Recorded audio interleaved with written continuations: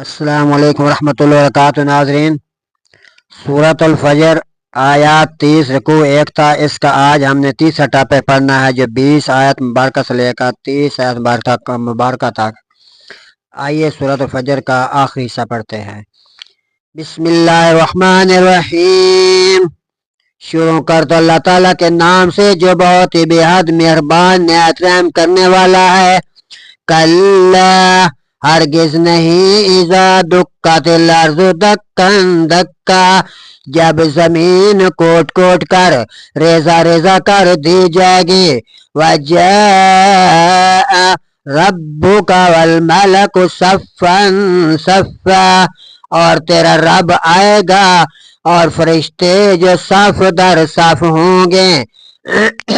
وجیء یومئذ بجہنم یومئذ یتذکر الانسان وانى لہ الذکریٰ، اور اس دن جہنم کو لایا جائے گا۔ اس دن انسان نصیحت حاصل کرے گا اور اس وقت اس کے لیے نصیحت کہاں کہے گی۔ یقول یا لیتنی قدمت لحیاتی، کہ آئے کاش میں نے اپنی زندگی کے لیے کچھ آگے بھی بھیجا ہوتا۔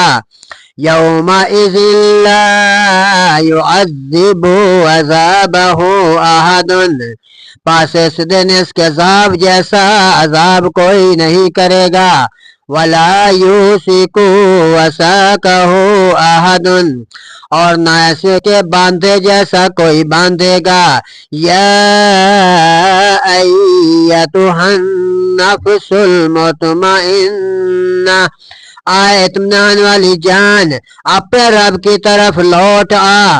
ارجعی الی ربک راضیۃ مرضیہ، اس حال میں کہ تو راضی ہے، پسند کی ہوئی ہے۔